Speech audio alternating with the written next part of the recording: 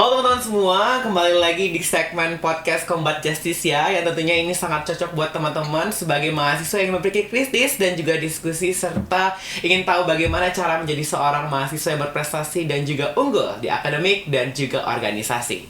Nah teman-teman, segmen kali ini adalah segmen yang menurutku sangat penting sebagai seorang mahasiswa, karena ini akan menjadi problematika yang akan terus kalian hadapi selama di perkuliahan. Kali ini kita telah mengundang narasumber yang sangat luar biasa dan expert di bidang akademik, organisasi dan juga prestasi, yaitu Kak Cindy Trifendi Junior. Hai Gazi, selamat pagi. Oke, selamat pagi Kak. Gimana nih kabarnya Kak Cindy? Kabarnya baik sih Gazi, alhamdulillah. Gazi gimana? Alhamdulillah. Gimana puasanya hari ini Kak, aman? Agak panas ya, tapi panas alhamdulillah ya. masih aman sih. Iya, alhamdulillah Padang belakangan ini juga cukup panas, tapi Panas itu banget. nggak menyurti semangat kita dalam berpuasa, beribadah, juga berprestasi nih Kak Cindy. Tentunya. Oh ya, FYI teman-teman, Kak Cindy ini adalah pemenang dari lomba debat Bawaslu di tingkat nasional dan meraih juara 1. Tepuk tangan dulu dong. Oke. Nah Kak Cindy, kali ini kita akan membahas terkait kiat-kiat menjadi seorang mahasiswa yang berprestasi dan juga unggul di bidang akademik dan juga tetap aktif nih berorganisasi. Ini mungkin juga menjadi dilema nih bagi seseorang yang baru terjun di dunia perkuliahan dan bingung nih. Sebenarnya bagaimana sih bagi kita seorang mahasiswa untuk gak bisa ninggalin salah satunya, kita tetap harus balance sadua, Iya, betul, sadualah. Ya, aduh, jadi bahasa Padang lagi nih Uni. Maaf ya Uni ya. Wajar. Wajar ya. Kurang Kita- awak bana aku lah. kurang awak banaka. Jadi memang seorang mahasiswa seringkali dilema nih. Kadang harus unggul di akademik, tapi kayaknya kok kurang aktif di organisasi karena terlalu fokus di kelas. Kadang ada yang ngejar prestasi, tapi pada akhirnya kayak sering nggak kelas dan lain hal. Nah, menyikapi seperti itu, aku ngeliat Kak Cindy ini adalah seorang yang balance nih antara ketiga tersebut yang menjadi unsur sangat penting dalam mahasiswa. Nah, menurut kakak pribadi nih, kakak sebagai mahasiswa, ketika awal kak menjadi mahasiswa baru, mungkin ini dari organisasi dulu ya. Kan banyak banget ya organisasi di perkuliahan. Gimana cara kakak menyikapi kebanyakan organisasi tersebut? Apakah kakak akan menyaring, duh gimana ya yang sesuai dengan diriku, yang mana sesuai dengan passion? Atau kakak akan menyelami semuanya, baru nanti akan kakak selektif secara alami atau bagaimana? Kalau menurut Kak Cindy itu gimana sih? Oke, kalau aku ya Gazi, kalau aku sih bukan tipe yang selam sana sini ya. Ada mungkin orang yang mungkin dia coba dulu organisasi A, B, C, baru dia cari dia cocoknya di mana. Tapi kalau aku udah petakan nih diriku, kalau masuk kuliah ini maunya masuk apa, aku inginnya apa gitu loh. Aku juga udah memetakan juga dari aku sekolah nih, dari aku waktu aku madrasah, itu aku organisasi yang aku ikutin apa gitu. Waktu aku kuliah aku maunya apa. Jadi aku mau ada hal yang berbeda. Jadi ketika di perkuliahan ini memang sedari maba itu aku sudah berpikir, aku akan ikut organisasi dan kegiatan yang mendukung jurusanku, yang mendukung prodi yang aku ambil. Aku kan jurusan hukum nih. Tentunya aku akan ambil organisasi dan juga kegiatan-kegiatan yang mendukung aku di perkuliahan. Begitu kalau misalnya diriku ya waktu di awal-awal maba. Jadi ketika aku bakti fakultas ya, itu aku kan ada yang namanya penampilan masing-masing Iya, benar. OKMF tuh. Nah dari sana tuh aku udah cinta pandangan pertama banget sama Combat Justicia. Combat Justicia. Waktu bakti tahun 2021 kan kita baktinya masih via online ya waktu itu, iya, masih benar. Zoom ya. Aku udah lihat aku udah lihat Combat, aku udah ngerasa kayak fix nih aku harus masuk organisasi ini. Karena aku tahu waktu penjabaran itu organisasi ini akan membantu aku untuk kemudian bisa fokus di perkuliahan. Jadi aku tipenya yang semenjak kuliah ini ya, tipenya yang sekali jalan 2-3 pulau terlampaui gitu. Oke. Jadi pun aku ikut Combat, aku organisasi itu mendukung kegiatanku di kelas, pelajaranku di kelas. Karena kita kan di Combat mempelajari apa yang kemudian dipelajari di kelas kan. Bahkan belum dipelajari di kelas kita di Combat udah belajar gitu. Benar banget, Kak. Jadi itu yang aku lakukan di pertama waktu maba. Aku cari tahu dulu aku maunya apa, aku inginnya apa dan lain sebagainya. Tapi kalau kamu tipe orang yang pengen jadi maba itu emang pengen coba dulu semua hal, juga nggak apa sih, cari pengalaman kan. Atau nggak mau yang fokus di jurusan hukum aja, emang pengen fokus di sosial misalnya, jadi volunteer dan lain sebagainya gitu, itu juga nggak masalah sebenarnya, tergantung kamu maunya apa. Tapi kamu harus tahu dulu sih diri kamu pengennya jadi apa dan minatnya ke arah apa gitu. Oke, berarti dari Kak Sini sendiri itu cinta pertamanya adalah combat. Karena Betul menurut Kakak tuh sekali. combat menjadi representasi kita sebagai anak hukum yang karena memang dia di bidang debat dan juga penulisan. Betul sekali. Dan iya sih benar, aku juga ngerasain ketika impact aku setelah masuk combat itu di kelas aku juga udah tahu bagaimana penulisan yang baik dan benar, terus bagaimana caranya kita terus explore isu-isu hukum. Kadang kan di kelas dibahas ya, oh iya terkait isu ini gimana ya. Iya, betul. Kadang teman-teman yang lain tuh kayak isu apa nih ya, tapi Iya. kita yang sebagai anak combat tuh udah kayak, wih iya, mah ini udah dibahas kemarin waktu di combat dan itu juga salah satu benefit ya. Dan mungkin teman-teman kalau misalnya besok mau masuk UNAN nih, FH UNAN, nah boleh banget langsung masuk di combat justice ya karena banyak sekali benefit akan kalian ambil. Mumpung nih tanggal 18 mau pengumuman SNBP nih di Oh iya, bener banget nih. Berurusan dengan bakal ada masa baru ya. Iya, Mungkin betul. juga boleh cuplikan podcast ini untuk jadi inspirasi kira-kira nanti aku di FH UNAN mau masuk apa ya gitu.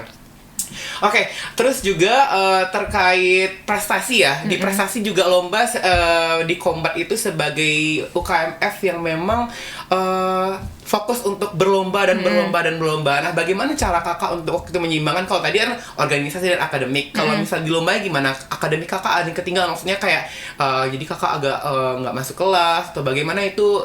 Kayak mana kakak ininya dalam menjalankannya? Oke. Kalau urusan organisasi, prestasi dan juga di kelas itu menurutku semuanya karena lomba itu kan aku lombanya lomba debat. Itu kan yang kita bahas pelajaran Iya. juga apa yang ada di kelas. Kemudian di combat dan dipelajari apa yang ada di kelas juga. Pun aku kan ikut organisasinya, aku pernah ikut BEM juga dan itu aku fokusnya di bidang politik dan hukum yang Iya. mana itu riset dan kajian di bidang hukum juga iya, gitu loh. iya. Jadi sebenarnya semua kegiatanku ini tuh serupa. Satu sama lainnya tuh serupa, baik di kelas, baik di combat, baik di BEM, baik di lomba. Jadi sebenarnya kuncinya tuh bagi aku tinggal bagaimana bagi-bagi waktunya aja iya. sih. Kamu harus ingat kamu punya tanggung jawab di organisasi ini, kamu diamanahkan di sini, tapi kamu juga ingat kamu punya amanah di lomba, kamu punya tanggung jawab untuk menyelesaikan lombamu. Jadi ya kalau misalnya emang dari diri itu udah punya rasa tanggung jawab, ya paling nanti semua hal tuh akan terselesaikan dengan baik juga. Yang jelas pandai-pandai bagi waktu sih. Misalnya dari jam sekian sampai jam sekian kita ke organisasi dulu. Ada nanti curi-curi waktu sedikit, tetap cari mosi lombanya, tetap bahas lombanya. Kayak waktu rapat kan nunggu dulu tuh, Iya. nunggu orang lama gitu kan. Ya udah itu sambil ngetik, sambil apa gitu. Pokoknya semua hal tuh tetap terjalankan dengan baik daripada dipilih salah satunya. Karena bagiku, kenapa kita harus pilih salah satu? Kenapa kita harus pilih lomba aja? Kita harus pilih organisasi aja? Ketika kita bisa melakukan semua hal sekaligus, tapi tetap balance. Nah, trik balance dan kunci bagaimana balance inilah itu yang harus dibangun dari kebiasaan. Gak bisa tiba-tiba ujuk-ujuk kamu daftar organisasi, kamu daftar lomba, terus kamu anggap hidup kamu akan balance. Enggak, itu butuh proses. Kamu butuh stres dulu, ini gimana cara ngaturnya ya, ini gimana cara membagi waktunya dan lain sebagainya. Sampai nanti di titik kamu udah nyaman aja, udah bisa aja. Itu yang kurasakan. Karena di awal-awal maba itu aku juga kayak, aduh combat banyak banget. Apalagi waktu kader kan, itu tugasnya banyak banget. Lomba lagi gitu. Ini gimana ya, tugas combat belum selesai, organisasi ini belum selesai, aku juga masuk organisasi ini di gimana. Itu emang di awal-awal tuh agak kelabakan gitu loh. Yang gimana caranya. Tapi seiring berjalannya waktu akan jadi terbiasa. Akan jadi terbiasa dalam mengatur waktu, rasa tanggung jawab dan lain sebagainya. Sampai nanti pada titiknya ya semuanya balance dan semuanya bisa seimbang aja berjalannya gitu. Oke, tadi membahas terkait kakak juga singgung waktu ya. Terkhusus nih untuk mahasiswa yang baru-baru menyelam lah organisasi, lomba dan juga awal masa perkuliahan. Kalau dari kakak sendiri tuh ada nggak sih tips atau cara khusus nih buat kakak waktu lagi mahasiswa baru kemarin tuh gimana ya dengan kesibukan kayak gini tuh aku tetap bisa balance semuanya? Ada nggak tips kakak untuk kayak oh kalau misalnya di awal-awal kayaknya aku fokus ini dulu biar nanti kayak gini ada nggak tips and trick dari kakak sendiri tuh? Oke, kalau aku sih orangnya nekat ya. Nekat nih ya, iya, luar biasa banget aku nih. dari maba sampai sekarang orangnya nekat ya. Jadi kayak aku udah ada aku ada kesibukan di sini, ada kesibukan sini, tapi ada lomba nih. Sayang dong nggak ikut Iya, lomba bener gitu. banget. Aku nekat aja dulu. Aku nekat dulu aja, aku belajar dulu aja, aku berani ambil resiko dulu aja. Karena kalau kita nggak berani ambil resiko, gaji selamanya kita bakal di situ-situ aja. Bakal stuck terus Bakal ya? stuck di sana aja. Jadi waktu maba tuh aku berusaha untuk ambil semua resiko itu. Ya udah, resikoku waktuku akan semakin sedikit untuk scroll TikTok. Iya. Stop. Resikonya waktuku untuk tidur akan semakin berkurang gitu loh. Resikonya waktu mainku dengan teman-teman akan semakin berkurang. Tapi kalau risiko itu tidak aku ambil, selamanya aku nggak akan berkembang. Aku berpikir seperti itu. Jadi kendati aku sudah ambil organisasi A, B, dan C, aku tetap nekat ambil. Tapi itu tetap dengan pertimbangan ya. Bukan berarti ketika udah ikut ini semuanya ikut bla bla, enggak. Tetap ada pertimbangannya. Tetap diukur juga dengan diri sendiri. Oh, ini masih cukup nggak ya rasanya? Masih kuat nggak ya rasanya dan lain sebagainya. Kalau masih ada cercah dalam diri yang kayak nggak, kok ini masih bisa kok, masih kuat, ya udah gas aja, nekat aja. Aku sih gitu ya orangnya. Jadi kembali ke pribadi masing-masing, harus diukur. Kalau kamu orangnya monotasking nih, kalau misalnya emang ngerjain berapa bagian sekaligus itu kamu jadi nggak fokus, ya udah itu kembali ke sebagaimana nyamannya diri kamu. Tapi kalau aku, karena aku udah membagi waktu-waktuku tadi dan semua hal bisa berjalan sekaligus, ya alhamdulillah semuanya tetap berjalan dengan balance dan lancar gitu. Alhamdulillah. Jadi memang tipe Kak Cindy adalah ambil semua kesempatan, tapi tetap dengan pertimbangkan, karena memang untuk menjalani semua itu karena kita butuh sayangi tubuh kita ya. Iya, betul karena sekali. kita akan 24 jam bergerak dan segala macam. Nah, itu perlu dipertimbangkan juga teman-teman semua ketika akan gabung organisasi, gabung juga dengan kuliah dan juga lomba. Nah, teman-teman juga harus mempertimbangkan, kira-kira aku sanggup nggak ya kalau misal aku gabung ini dengan kesibukannya, terus aku ikut lomba, terus nanti belum lagi tugas kuliah, tugas kelompok. Nah, itu juga perlu dipertimbangkan sehingga rasanya tidak ada yang perlu ditinggalkan ketika memang kita bisa menyanggupi dengan tubuh kita. Iya, gitu. betul. Tapi sebenarnya nggak cuma hanya harus mementingkan diri sendiri. Mementingkan diri sendiri itu penting banget, jangan sampai sakit dan lain sebagainya. Tapi kita ingat ketika kita berorganisasi, ketika kita lomba, kita juga punya tanggung jawab kepada rekan setim kita. Iya, benar banget. Betul. Rekan setim kita, partner kita di dalam tim dan lain sebagainya. Jangan sampai karena kita orang yang terlalu oportunis itu boleh banget gitu loh. Ambil kesempatan yang ada boleh banget. Tapi kalau dalam tahap yang udah berlebihan dan ambil semua hal di luar kemampuan kita yang udah emang di luar standar banget lah gitu. Itu kasihan rekan setim kita jadinya. Kita jadi nggak komit di A, di B, di C kan gitu. Itu jadinya toxic productivity. Iya, betul. Jadi memang harus diukur-ukur banget nih. Aku akan ambil ini memang lebih dari limitku, tapi kurasa aku masih mampu ambil. Oke? Tapi kalau ini dirasa sudah mengganggu diriku dan kemudian akan mengganggu rekan setimku, tinggalkan dulu, selesaikan yang ada dulu gitu. Iya, benar banget. Karena beberapa kasus di organisasi yang aku lihat, kadang terlalu banyak ambil opportunity, kadang ya emang rekan setim mereka jadi harus ngegendong dia. Iya, Kadang betul. tanggung jawab yang harus dia ampu tuh itu tugas dia, tapi karena dengan kesibukan dan lain hal pada akhirnya nggak dikako. Bahasanya apa ya bahasa Indonesia? Nggak dipegang.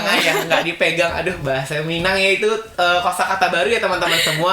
Dikako itu bahasa Minangnya adalah dipegang. Nah, jadi memang harus mempertimbangkan semua hal dan sampai nanti beban tanggung jawab kita itu pada akhirnya dialihkan ke orang karena kita nggak bertanggung jawab. Iya, betul. Karena kalau aku boleh bawa pengalaman pribadi ya, aku memang orang yang oportunis. Aku ambil semua kesempatan, aku ambil semua lomba dan lain sebagainya. Tapi pernah ada di satu titik, aku punya banget satu lomba yang aku pengen banget ambil lomba ini. Aku udah nunggu lomba ini 1 tahun. Sampai akhirnya lomba itu buka. Tapi ketika lomba itu buka, ternyata aku sedang diamanahkan di sebuah kepanitiaan, di sebuah organisasi, dan ada satu kegiatanku yang lain gitu. Anggap misalnya lomba ini bulan Oktober sebenarnya. Dan aku sekarang lagi lomba juga, tapi lomba ini sebenarnya akan selesai di bulan ini gitu. Sebenarnya kan aku bisa ambil. Cuma aku rasa, aduh gimana nih ya, aku udah punya 3 nih, kalau misalnya aku ambil lagi, kayaknya waktunya nggak bakal cukup deh, waktunya nggak bakal sempat deh. Tapi ini lomba udah aku tunggu setahun. Tapi karena aku mengukur tadi, aku mengukur rekan setimku, mengukur aku sanggup atau enggak, ya udah aku lepaskan dulu lomba yang udah aku tunggu 1 tahun ini. Jadi pada prinsipnya oportunis itu boleh, tapi ketika kamu rasa udah nggak mampu lagi untuk ambil terlalu banyak, ya udah stop gitu. Stop sampai di sana dulu. Mending kamu ambil 2 tapi kamu perfect di 2 daripada kamu ambil 5 tapi di 5 nih kamu cuma 10% gitu kan. Jadi nggak ada maksimal juga pada akhirnya gitu. Jadi itu juga adalah tips dari Kak Cindy ya teman-teman, bagaimana dia dapat menyeimbangkan organisasinya, akademiknya, dan juga prestasinya. Nah, Kak Cindy tadi kan udah bincang-bincang terkait kakaknya pengennya fokus bidang hukum dan lain hal karena itu juga relevan dengan jurusan kakak dan mungkin karir kedepannya. Nah, gimana pada akhirnya kakak tuh ngerasa kayak, kadang kan ada misalnya dia anak hukum, tapi dia ngerasa kayak, duh kayaknya diri aku tuh nggak yang hukum banget gitu loh. Nah, mungkin aku mau balance ding sama seni biar nanti yang serius ada di perkuliahan, di UKM nanti aku kayak yang fun, yang seni, yang bener-bener kayak yang enjoy lah. Nah, menurut kakak pribadi, gimana sih cara kakak dapat mengetahui bahwasanya kayak, aku kayaknya hukum banget deh, kayak aku cocok untuk masuk organisasi ini dan ikut lomba-lomba seperti ini. Jadi orang-orang tuh udah tahu kan, kakak udah tahu diri kakak, pemetaan diriku tuh bakal raih hal-hal seperti ini karena diriku seperti ini. Nah, dari kakak sendiri ada nggak sih cara biar kakak tuh menemukan jati diri kakak? Iya, Nah, oke. gitu. Mungkin kalau aku menemukan jati diriku paling ya memang awalnya sih aku coba dulu ya. Aku coba masuk combat dulu. Aku coba ambil di BEM yang di bidang riset juga. Jadi dari sana aku mulai menemukan yang namanya nyaman gitu loh. Anjay, jadi nyaman tuh nggak cuma ini doang ya, nggak cuma dalam hubungan doang ya, dalam Iya. organisasi pun ada yang namanya kenyamanan. Benar sekali. Gitu. Karena memang untuk berproses tuh butuh tempat yang nyaman agar kita terus dapat berkembang tanpa ada rasa yang nggak enak gitu. Iya betul. Jadi aku cari kenyamanannya dulu. Jadi setelah aku nyaman, aku ngerasa kayak adik rasa ini dunia adik bang. Oke, Kak. Jadi aku merasa memang aku rasa ketika aku riset itu aku jadi kayak oh gini ya, oh gitu ya gitu. Ada ilmunya Iya gitu. betul sekali, itu makin bikin aku kayak wow ternyata amazing banget nih semua hal-hal yang baru aku tahu gitu. Jadi itu buat aku jadi ngerasa nyaman. Karena jujur pada awalnya aku tuh bukan orang yang pengen jurusan hukum pada awalnya, bahkan Jurusan gitu. apa nih pengennya dulu, Kak? Aku awalnya pengen ilmu komunikasi. Mantap sekali. Iya, tapi karena satu dan lain hal dan izin dari keluarga juga, pada akhirnya aku diarahkan untuk ambil jurusan hukum. Jadi pada awalnya tuh aku juga bukan orang yang jaksa pun aku nggak tahu, hakim pun aku nggak. Aku cuma tahu hakim kerjanya di ruang sidang gitu doang. Oke. Aku nggak tahu jaksa, aku nggak tahu pengacara, aku nggak tahu beda advokat dan pengacara dan lain sebagainya gitu. Awal-awal maba. Tapi disitulah kemudian aku mencoba terus mencari tahu. Sampai akhirnya aku ketemu role modelku Siapa di nih, Kak? dunia hukum. Wah, spill nih. Iya, spill. Aku punya role model di dunia hukum tuh ada Prof. Sadi sama Prof. Jimli. Oke. Aku ketemu dua role modelku di dunia hukum, aku jadi ngerasa kayak, oh jadi gini ya, oh jadi gitu ya gitu. Jadi seiring berjalannya waktu, aku menemukan kenyamanan tadi. Jadi ketika aku udah nyaman, aku rasa memang aku hobiku, nggak hobi sih bisa dibilang, aku senang ketika meriset, aku senang ketika berdebat dan lain sebagainya, aku senang juga ketika berorganisasi yang seputaran dengan itu, ya aku akan tetap di sana Oke. sampai kapanpun gitu. Tapi kalau misalnya kamu adalah orang yang ya udah kuliah, pengennya kuliah belajar aja, organisasi itu yang funnya, yang seni itu juga nggak apa-apa, bebas terserah kamu asalkan itu sesuai dengan minat dan bakat kamu. Jadi gitu. memang kita harus kuasai diri kita sendiri Betul, dulu sebelum betul, kita betul. benar-benar terjun, karena memang pada dasarnya kita akan menjalani nyamannya itu dari diri kita. Jadi carilah ruang yang nyaman yang bisa jadikan tempat teman-teman berkembang, sehingga ya ketika teman-teman menjalani seberat apapun, ketika teman-teman nyaman ya pasti akan fun menjalaninya Iya, gitu. betul. Bahkan kayaknya Kak Cindy pun digembur dengan segala hal yang rasanya kok berat banget rasanya kalau aku pribadi ngeliat Kak Cindy, tapi karena Kak Cindy nyaman ya it's fun and enjoy aja gitu Iya, kan. betul. Oke, ini kita mungkin di balik di produktif kita, terus juga banyak kegiatan, mungkin kadang ngerasa apa ya, ada orang yang lebih daripada kita. Iya. Dan kadang kayak kok dia bisa ya kayak gini ya, kok aku nggak bisa ya. Nah, gimana sih cara kita tuh, menurut kakak pribadi nih ya, seorang mahasiswa yang mungkin udah pernah ngeliat orang yang lebih wah dari kakak dan lain hal, gimana cara kakak tetap bisa ngasih pandangan dari kakak, kita tuh nggak boleh ngebandingin diri kita dengan orang lain, karena memang sejatinya antara kita dengan orang lain tuh berbeda. Jadi kayaknya kita nggak perlu untuk membandingkan karena jalannya masing-masing beda-beda. Dan terus gimana cara kakak terus memotivasi diri kakak agar nantinya ya kalau misalnya jalan dia seperti itu ya itu jalan dia, kalau ini ya jalan aku. Jadi kadang orang kan suka membedakan diri, orang iki lo, wah iki lo gitu kan. Jadi memang untuk menghindari hal seperti itu, bagaimana nih cara kakak untuk membatasi biar kakak tuh nggak terlena lah dengan hal-hal seperti itu? Gimana nih pandangan kakak? Oke, kalau aku sih sebenarnya kalau untuk membandingkan diri sama orang lain itu ada sisi bolehnya, ada enggak.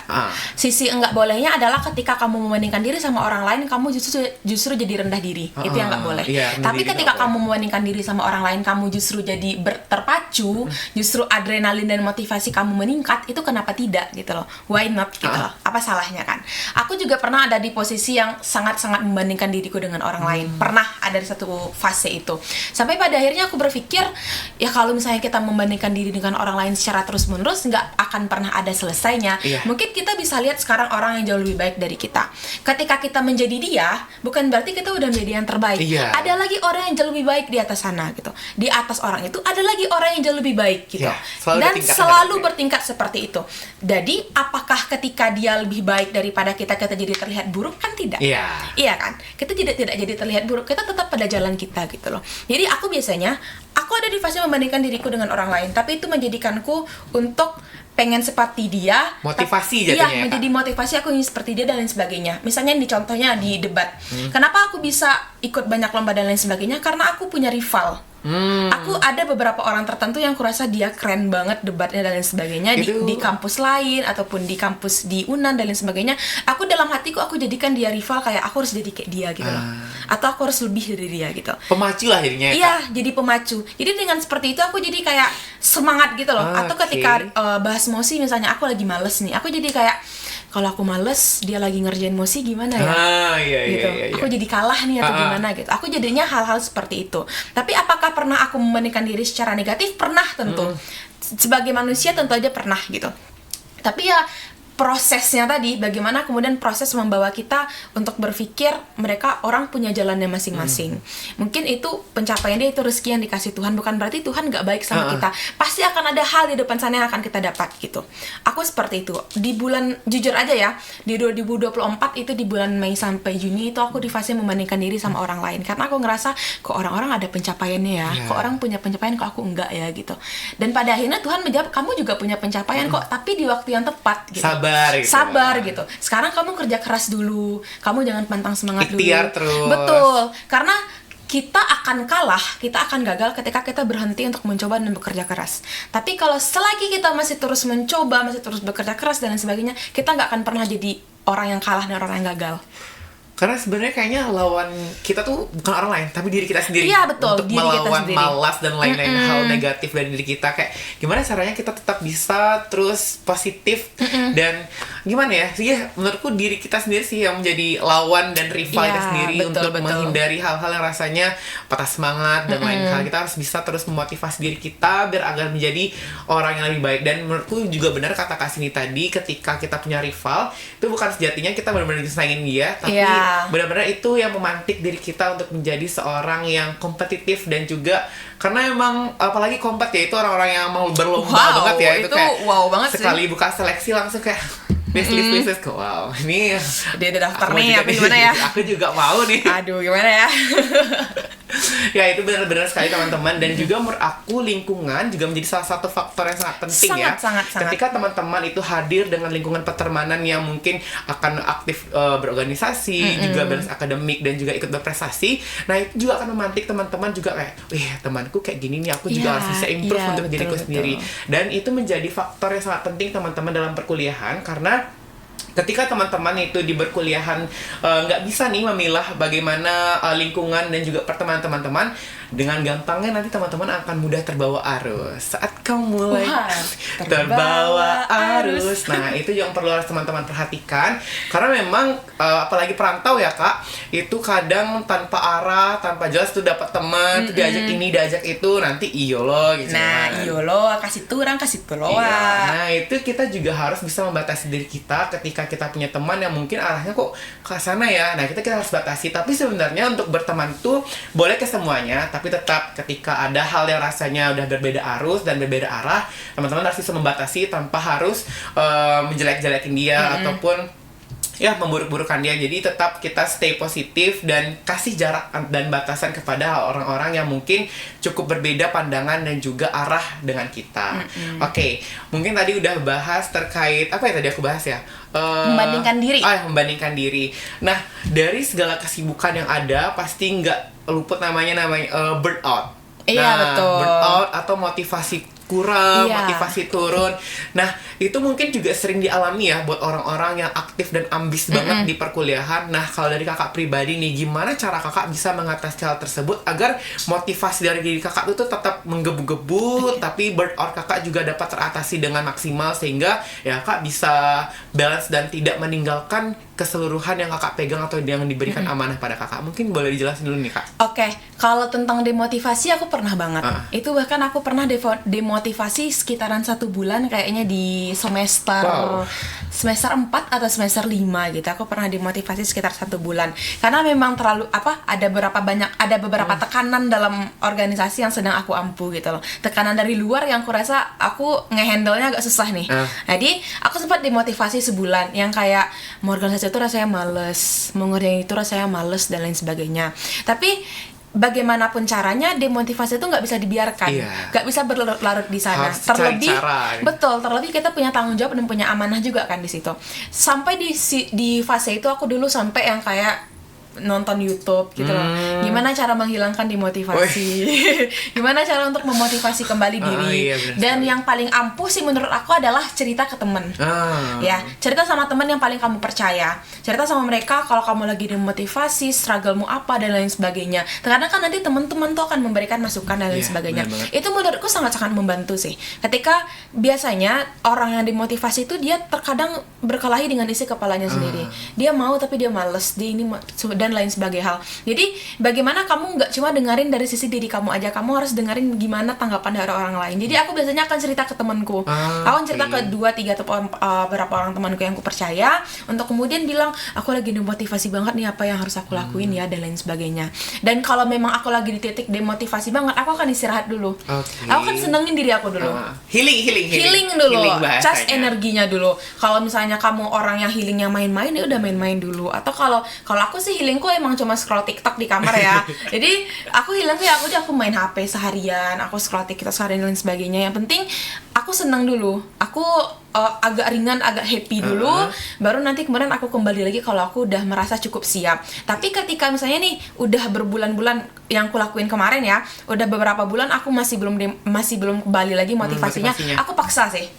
Gimana cara aku coba paksa kayak awalnya itu tuh kan aku udah coba ambil jeda udah semua hal, tapi masih dimotivasi rasanya. Oh nggak bisa nih, harus dilawan nih. Harus dilawan nih rasa malas, rasa takut dan sebagainya. Akhirnya di akhir bulan itu aku kemudian coba paksa, kayak aku lagi males nih, nggak bisa, aku harus awasin HP ku dulu, aku harus pegang laptop dulu 30 menit. Nanti seiring berjalannya waktu, ketika udah coba fokus itu nanti motivasinya biasanya akan balik lagi pelan-pelan. Dia akan balik lagi pelan-pelan, kayak udah kecoba kerasa lagi nih nyamannya dan lain sebagainya. Nanti dia akan ya udah enjoy lagi aja. Iya betul, akan enjoy lagi aja. Jadi nggak bisa, kalau aku pribadi ya nggak bisa yang kayak dimotivasi itu kamu biarkan berlarut-larut sampai kayak berminggu-minggu, berbulan-bulan gitu. Kalau emang masih seminggu terus kamu ya nggak masalah sih, seminggu ya ambil waktu, ambil jeda dulu seminggu healing main dan lain sebagainya. Tapi kalau sampai sebulan 2 bulan ini kalau dibiarin nih, kita nih yang nggak maju-maju jadinya kan, kita nih yang apa jadinya dan sebagainya. Udah lawan apapun tekanan yang ada di luar sana, kalau kamu udah ambil tanggung jawab, lawan gitu. Karena emang jadi tanggung jawab tuh emang harus kita ampuh dan juga penuhi. Sangat.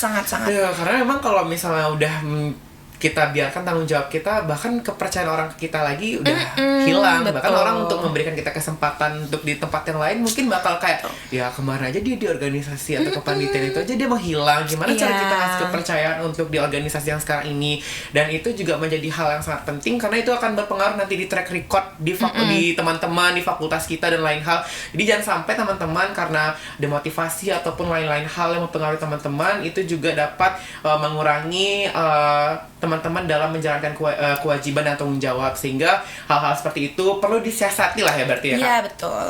Sehingga emang pada akhirnya semua akan terjalankan dengan baik dan juga kita dapat bertahanlah dengan diri kita yang saat ini dan jadi lebih baik lagi ke depannya. Tadi juga udah bahas terkait demotivasi. Gimana cara kakak? Nah sekarang mungkin pertanyaan tuh lebih bagaimana cara kakak bisa konsisten, gak ninggalin amanah dan segala macam, pokoknya tetap konsisten di jalan kakak terkait apa yang udah diberikan dan tanggung jawab oleh kakak, dan kakak tetap akan terus menjalani walaupun seberat-beratnya gitu lah. Menurut kakak gimana nih cara kakak? Kalau aku sih lebih ke yang pertama, aku punya tanggung jawab dan aku punya rekan setim. Jadi ketika aku punya satu organisasi yang kurasa itu berat banget untuk diampu, tanggung jawabnya, amanahnya sangat berat sekali dan pertanggungjawabannya juga ke orang luas. Dan aku pernah di fase kayak aduh capek banget mau berhenti rasanya gitu. Tapi aku ingat aku punya rekan setim yang percaya sama aku. Aku punya rekan setim yang istilahnya mereka sayang sama aku, mereka percaya sama aku, mereka selalu yang Kak ini gimana ya, Sin ini gimana ya, kamu tolong yang ini yang itu ya dan lain sebagainya. Jadi aku merasa kalau misalnya aku berhenti itu aku egois, karena aku punya rekan setim. Karena kalau misalnya kita egois, orang bakal terbengkalai dari Iya kita. betul, aku rasa aku egois dan aku rasa aku juga masih mampu kok untuk emban amanah ini. Ya udah, aku akan tetap bertahan demi teman-temanku, demi rekan setimku yang udah sama-sama berjuang juga di Iya, sini. benar Jadi sekali. dalam organisasi itu kan istilahnya kita bekerja keras nih, dan kita kita tuh nggak yang sendiri gitu loh. kita ramai gitu. punya teman setim, dan ketika kita rasa kita berkorban, nggak kita doang yang berkorban, orang-orang setim kita juga berkorban Iya. gitu loh. Jadi kita nggak bisa ambil satu perspektif, aku capek, aku mau berhenti, nggak bisa. Karena orang juga capek. Iya, karena gitu orang kan. juga capek, orang juga berkorban gitu loh. Egois banget kalau misalnya kita berhenti sementara Bener. orang enggak kan. Ada baiknya kita berhenti sama-sama. Kapan berhenti sama-sama? Nanti ketika ada yang miss. Lebih seru Iya. kan, lebih senang kan. Jadi memang aku di amanah yang sangat berat itu aku berusaha untuk tetap bertahan demi teman-temanku sih. Demi teman-temanku dan juga demi diriku sendiri juga, dalam artian masa amanah sini doang nggak berani sih, gimana Iya. nanti ke depannya, gimana nanti kalau udah lulus, udah SH nih, udah bekerja di bidang hukum nih, amin ya Allah. Amin. Kita doakan ya, Pasti teman-teman. akan ada challenge yang jauh lebih besar daripada ini. Ini masih sekecil-kecilnya tanggung jawab yang kamu pegang loh, Sin. Akan ada yang lebih besar lagi nanti ke depannya yang kamu pegang. Ini baru latihan baru namanya. Kak. Iya, kalau ini aja udah gagal, ini aja nggak berhasil, Nanti gimana ke depannya iya. gitu loh, gimana ke depannya, berani nggak nanti, berhasil nggak nanti gitu. Jadi dengan motivasi sesimpel itu sih, aku yang kayak udahlah gas aja sampai habis gitu loh, walaupun kita juga habis ya, tapi yang penting kayak selesai, habis, kita amanah, kita tanggung jawab, semuanya selesai gitu.